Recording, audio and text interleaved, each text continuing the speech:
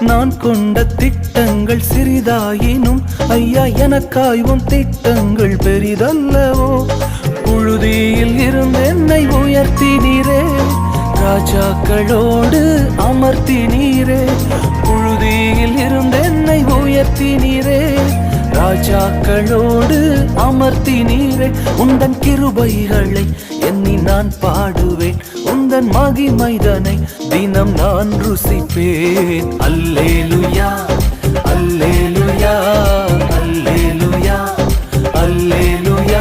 உம்மை உயர்த்துவதே எங்கள் நோக்கமையா, உம்மை பாடுவதே எங்கள் மேன்மையா.